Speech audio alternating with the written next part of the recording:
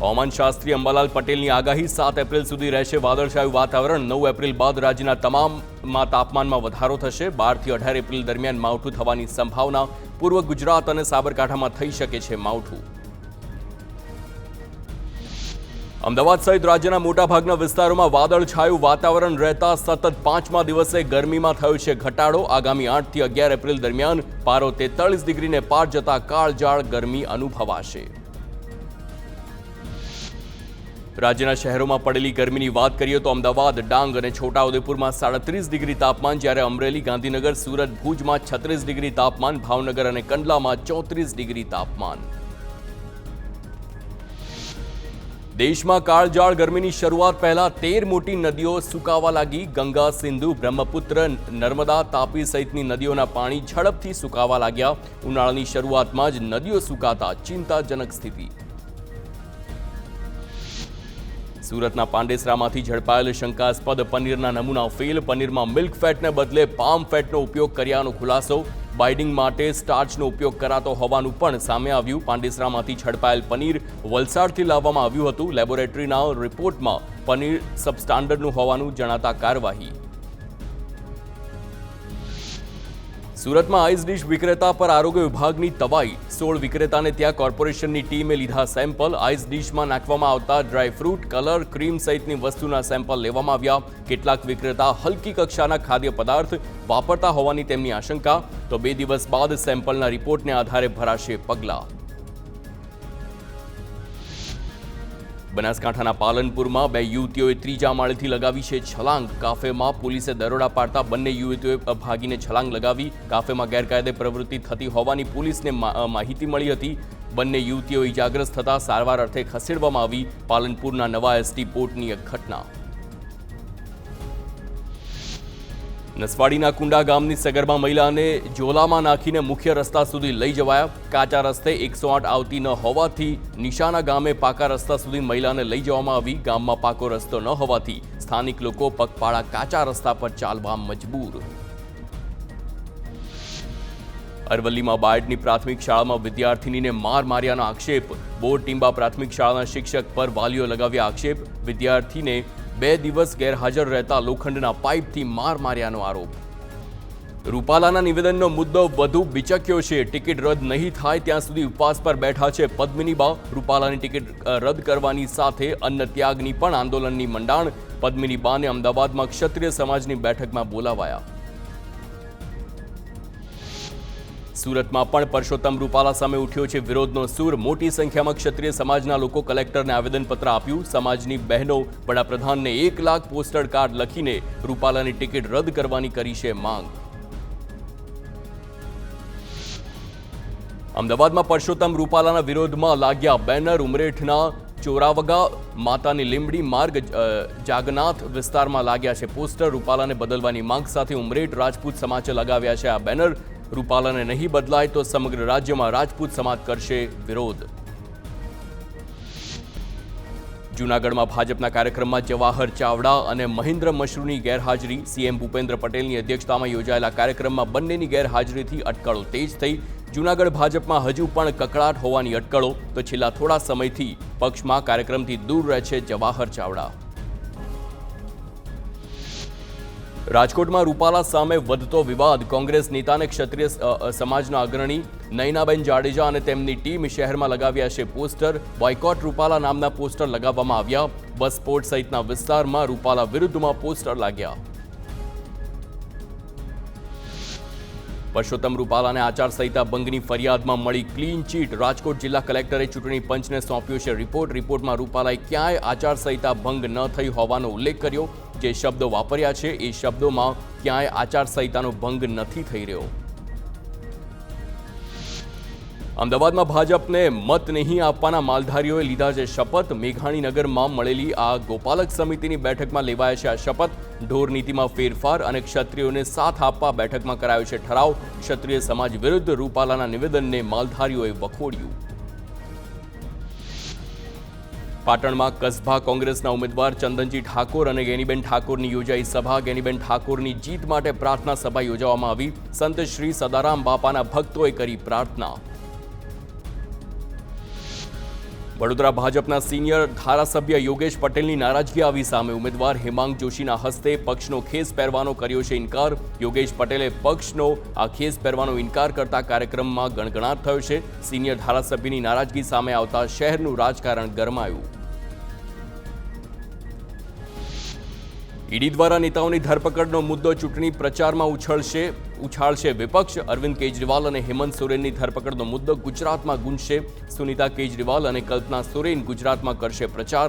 India ગઠબંધનના પ્રચાર માટે આવશે ગુજરાત. લોકસભા ચૂંટણી પૂર્વે જામનગરમાં આપના સંગઠનમાં મોટું ગાબડું પડ્યું. આપ શહેર પ્રમુખ કરસન કરમુરે આપ્યું છે આ રાજીનામું. ઉપપ્રમુખ આશીષ સોજિત્રા, આશીષ કટારિયાનું પણ રાજીનામું. અશ્વિન પ્રજાપતિ સહિત 17 હોદ્દેદારોના રાજીનામા પડ્યા. પ્રદેશ પ્રમુખ સુદાન ગઢવીને પત્ર લખી રાજીનામા આપ્યા. દાહોદના લીલવા ઠાકોર ગામમાં આદર્શ આચાર સંહિતાનો ભંગ. ગામમાં રાજકીય પક્ષોની ભીંત ચિત્ર યથાવત છે. શહેરના પરેલ વિસ્તારમાં પણ પક્ષોના ભીંત ચિત્ર નથી હટાવતા તો તેનાથી વિવાદ પણ સર્જાયો છે. તંત્રના આચારસંહિતા અમલ કરાવવાના દાવા પોકળ.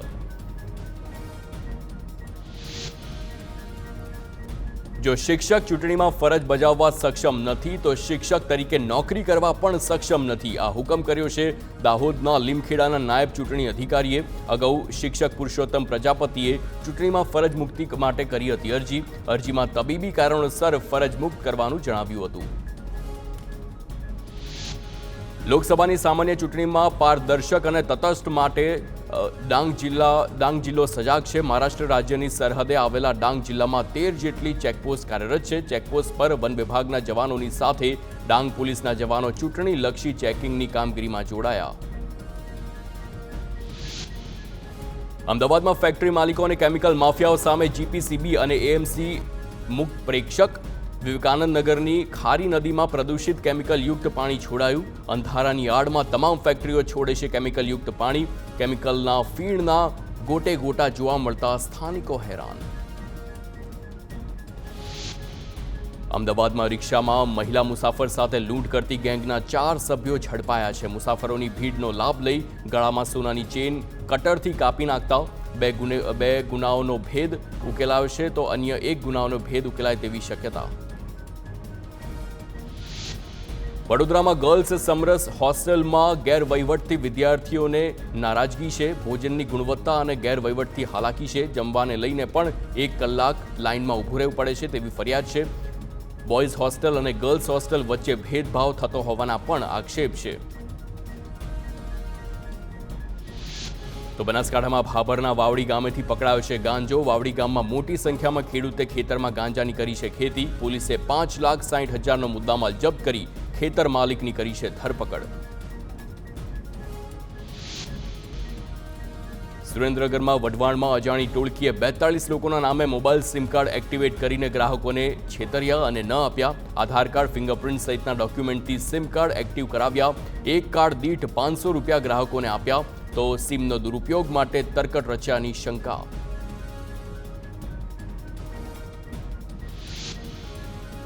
અમદાવાદમાં જાહેર રજાના દિવસે શૈક્ષણિક કાર્ય બંધ રાખવા પરિપત્ર. કેટલીક શાળાએ ઈદ અને ચેટીચાંદના દિવસે શાળામાં પરીક્ષાનું કર્યું હતું આયોજન. રજૂઆતો બાદ અમદાવાદ શહેર ડીઈઓએ રજાના દિવસે શૈક્ષણિક કાર્ય બંધ રાખવા સૂચના આપી. મોરબીમાં કાજલ હિન્દુસ્તાની વિરુદ્ધ પાટીદાર સમાજની મીટિંગ યોજાઈ. પટેલ કન્યા છાત્રાલય ખાતે યોજાઈ આ મીટિંગ. શ્રમિક કારખાનેદારો, સમાજના અગ્રણીઓ અને પાટીદાર સમાજની સંસ્થાઓના હોદ્દેદારો ઉપસ્થિત રહ્યા. પાટીદારોનું મહાસંમેલન યોજાવાની મીટિંગમાં ચર્ચા. અરવલ્લીના મોડાસામાં જાહેરમાં મેડિકલ વેસ્ટ ફેંકાયો છે. મોડાસા ટાઉન પોલીસ સ્ટેશન સામે મેડિકલ વેસ્ટ મળી આવ્યો છે તો એક્સપાયરી ડેટવાળી દવાઓનો જથ્થો પણ મળી આવ્યો છે. દવાઓ પર ગુજરાત સરકારના ઉપયોગ માટેનું લખાણ જોવા મળ્યું. બનાસકાંઠામાં નાસ્તા ફરતા આરોપીઓ પર પોલીસની તવાઈ. ડીસા પંથકમાંથી વર્ષોથી ભાગતા ફરતા 3 આરોપીની કરી છે ધરપકડ. ગઈકાલે 2 આરોપીની કરી હતી ધરપકડ. નવસારીમાં ગણદેવીમાં ઈ-ધરા ઓફિસમાં કોમ્પ્યુટર ઓપરેટર 500 રૂપિયાની લાંચ લેતા ઝડપાયો છે. 7/12ની નકલ કાઢવા માંગી હતી લાંચ. એસીબીએ 2 લાંચે આરોપીને ઝડપી પાડ્યા. વલસાડના પારડી પોલીસે 29 વર્ષથી નાસ્તા ફરતા આરોપીને સકંજામાં લીધો. મહારાષ્ટ્રના પાલઘર જિલ્લાના સફાલે પોલીસ સ્ટેશનમાં હત્યાના ગુનામાં વોન્ટેડ હતો આરોપી. પૈસાની લેતી દેતીમાં માલિકની કરી હતી ઘાતકી હત્યા.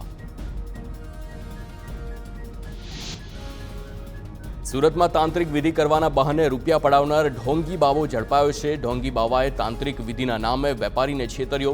ઘરમાંથી આત્મા બહાર કાઢવા અને દટાયેલું સોનું બહાર કાઢવાના નામે 15 લાખ રૂપિયા પડાવ્યા. પોલીસે રાજસ્થાનથી મુનેશ ભાર્ગવ અને મનોજ ભાર્ગવને સકંજામાં લીધા. ઘરમાં ઘરઘાટી રાખતા પહેલા ચેતી જજો. સુરતમાં ઘરઘાટીના સ્વાંગમાં ચોરી કરનાર દંપતીની ધરપકડ કરવામાં આવી છે. રાજુ અને ટીના પાસવાન નામના ચોર દંપતીની ક્રાઇમ બ્રાન્ચે કરી છે ધરપકડ. સોનાના ઘરેણા રોકડા સહિત પોણા 3 લાખનો મુદ્દામાલ જપ્ત કરવામાં આવ્યો. ઘરઘાટી તરીકે સુરતમાં કરતા હતા કામ. વડોદરામાં ઓનલાઈન ભાડે કાર લઈ અને વેચી દેતી ગેંગનો સાગરીત ઝડપાયો છે. 8 મહિના પહેલા ઓનલાઈન ભાડે કાર લઈ રાજસ્થાનમાં વેચી દેતો હતો. 4 મિત્રોએ જુમકાર મારફતે ઓનલાઈન કાર ભાડે લીધી હતી. તો 8 માસથી ફરાર અતરાઉ મહેમાન મેમણ પોલીસની સકંજામાં. ખેડાના મહેમદાવાદમાં માથાભારે તત્વોનો આતંક. અંગત અદાવતમાં 2 વિસ્તારમાં થઈ છે મારામારી. 3 જેટલા વાહનોને કરાઈ છે આગચંપી. રેલવે ગરનાળા પાસે મારામારી અને આગચંપીની ઘટના. 3 લોકો ઇજાગ્રસ્ત થતા નડિયાદ સારવાર માટે લઈ જવામાં આવ્યા. સુરતના પાંડેસરામાં કૃષ્ણ ઇન્ડસ્ટ્રીયલમાં લાગી છે આગ. આગ લાગતા અફરાતફરીનો માહોલ સર્જાયો. ફાયર વિભાગની ટીમે 8થી વધુ ગાડીઓએ આગ પર કાબુ મેળવ્યો.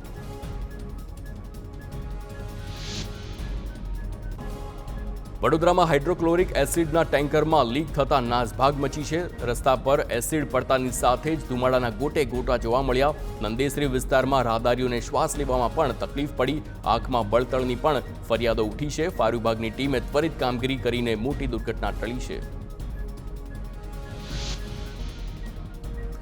અરવલ્લીમાં શામળાજીના દેવની મોરી ગામના ડુંગર પર લાગી છે આગ. ડુંગર પર લાંબો વિસ્તાર આગની ચપેટમાં આવતા વનરાજીને નુકસાન થયું છે. નજીકમાં આવેલા વોટર વર્કર્સ પ્લાન્ટમાં પણ જોખમ છે. તો અરવલ્લીના વાત્રક જળાશયમાંથી ઉનાળુ ખેતી માટે પાણી છોડાયું છે. ડાબા અને જમણા કાંઠાની કેનાલમાં છોડાયું છે પાણી. માલપુર, બાયડ અને ધનસુરા તાલુકાના 2200 ખેડૂતોને થશે ફાયદો. 1200 હેક્ટર જમીનમાં પાકને મળશે પાણી. સિંચાઈ વિભાગે પાણી છોડતા ખેડૂતોમાં ખુશી.